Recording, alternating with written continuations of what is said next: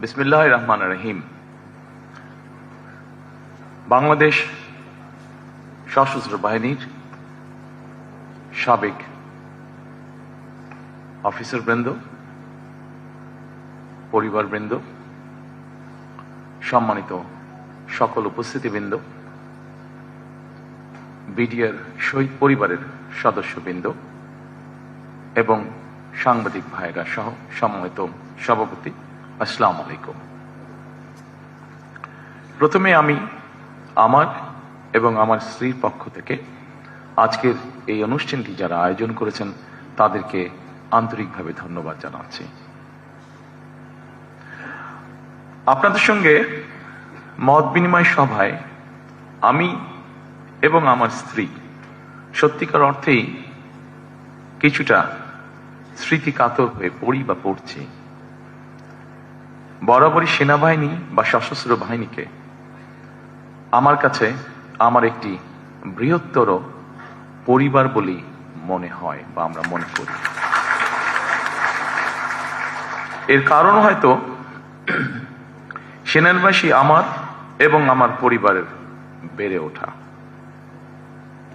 আমার অনেক ছোটবেলায় বাবাকে হারিয়েছি আমরা, তবে বড় হয়ে দেখেছি সেনাবাহিনীর প্রতি আমার মা মরহুম খালেদা জিয়াও এক ধরনের নির্ভরতা ছিল, তার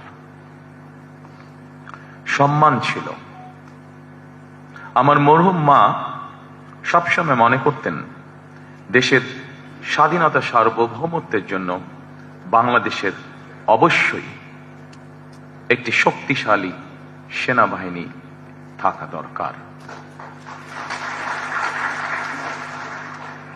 সন্তান হিসেবে আমি যেমন আমার পিতাকে নিয়ে গর্ব করি, আমি বিশ্বাস করি একজন সেনা কর্মকর্তা হিসাবে বাংলাদেশের স্বাধীনতার ঘোষণা দিয়ে সেনাবাহিনীকেও তিনি করেছিলেন গর্বিত। বাংলাদেশের স্বাধীনতা প্রিয় গণতান্ত্রিক আমি জনগণের কাছে স্বাধীনতার ঘোষক শহীদ জিয়া একজন বীর মুক্তিযোদ্ধা।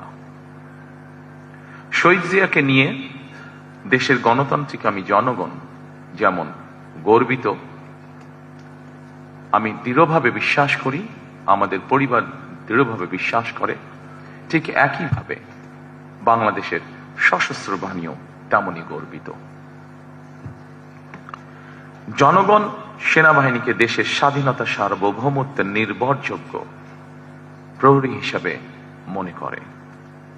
সেনাবাহিনীকে ভিন্ন কাজে সংযুক্ত করা হলে সেনাবাহিনীর মূল উদ্দেশ্য ব্যাহত হয় বলে আমি মনে করি। বিগত ১.৫ দশকে দেশের স্বাধীনতা এবং সার্বভৌমত্ব রক্ষায় সেনাবাহিনীর ভূমিকা এবং গৌরব সম্পর্কে সেনা কর্মকর্তা এবং সদস্যরা নিজেরা নিজেদের বিবেককে জিজ্ঞেস করলে হয়তো অনেক প্রশ্নের উত্তর খুঁজে পাওয়া যাবে। দেশ ফ্যাসিবাদ আর তাবেদারের অপশক্তির কবলে পড়ার পর শুধু গণতন্ত্র এবং মানুষের স্বাধীনতাই ভুলুণ্ঠিত হয়নি, বরং একই সাথে দেশের স্বাধীনতা সার্বভৌমত্ব হুমকির মুখে পড়েছিল। এমনকি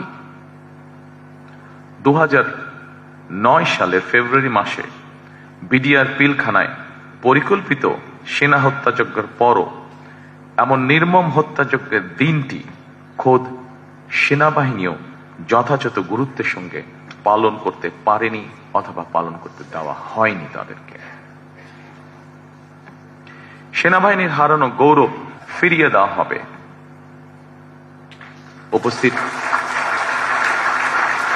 উপস্থিত সম্মানিত উপস্থিতিবৃন্দ, সেনাবাহিনীর হারানো গৌরব ফিরিয়ে দেওয়া হবে আমি এ ধরনের কথা বলতে চাই না, বরং গৌরব ফিরিয়ে দেওয়া যায় না, গৌরব অর্জনের বিষয়,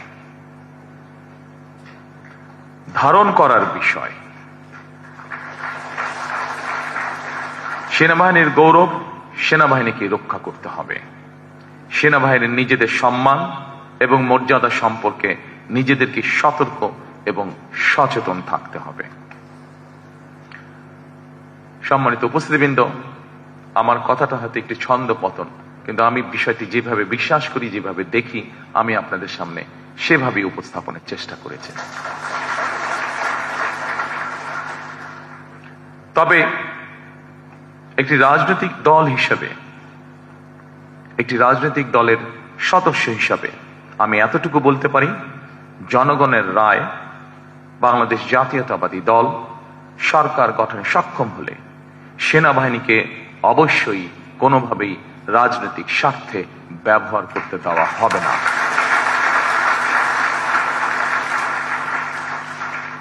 সেনাবাহিনীর গৌরব ভুলুণ্ঠিত হয় এমন কিছু বিএনপি অতীতেও করেনি, বর্তমানেও না, এবং ইনশাল্লাহ ভবিষ্যতেও বিএনপি করবে না। কারণ বিএনপি সবসময় বাংলাদেশের পক্ষের দল। বিএনপি সবসময় বাংলাদেশের স্বাধীনতা, সার্বভৌমত্বের পক্ষের শক্তি। রাজনৈতিক দল হিসেবে বিএনপি রাজনীতির মাঠে শক্তিশালী থাকলে বাংলাদেশের স্বাধীনতা, সার্বভৌমত্ব শক্তিশালী থাকে। সেনাবাহিনীর গৌরব এবং মর্যাদাও ইনশাল্লাহ অক্ষুণ্ণ থাকে।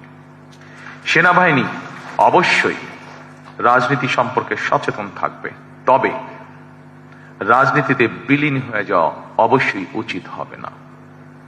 রাজনীতির চাদরে যাতে পেশাদারিত্ব আচ্ছাদিত না হয়ে যায়, এ ব্যাপারে সেনাবাহিনীর প্রতিটি কর্মকর্তা এবং সদস্যকে অবশ্যই অত্যন্ত সচেতন থাকা জরুরি। সম্মানিত সকল উপস্থিতিবৃন্দ, সিনিয়র অফিসারবৃন্দ, 2009 সালে বিডিআর পিলখানায় সেনা হত্যাযজ্ঞের পর পতিত, পরাজিত, পলাতক, বিতাড়িত ফ্যাসিস্ট অপশক্তি বাংলাদেশের মুক্তিযুদ্ধের স্মৃতি বিজড়িত বিডিআরের নাম পরিবর্তন করে দিয়েছিল। এমনকি তাদের ইউনিফর্ম পর্যন্ত পরিবর্তন করে ফেলা হয়েছে। আমি আপনাদের সামনে আমার একটি ব্যক্তিগত অনুভূতি শেয়ার করতে চাই। জনগণের রায় বিএনপি রাষ্ট্র পরিচালনার দায়িত্ব পেলে মুক্তিযুদ্ধের স্মৃতি বিজড়িত বিডিআর এর নাম পুনর্বহাল করতে চাই আমরা।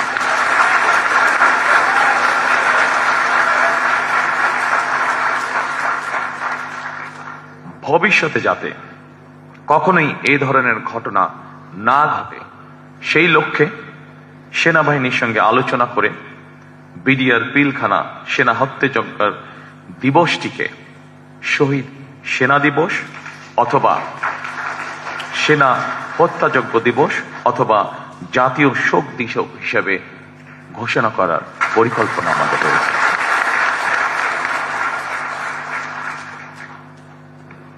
সম্মানিত সকল উপস্থিতিবৃন্দ, আপনারা যারা সেনাবাহিনীর সাবেক কর্মকর্তা, আপনাদের সঙ্গে মতবিনিময় সভা করার আগেই সাবেক কয়েকজন সিনিয়র কর্মকর্তা এবং সদস্যদের কল্যাণে বেশ কয়েকটি সুপারিশ উপস্থাপন করেছেন।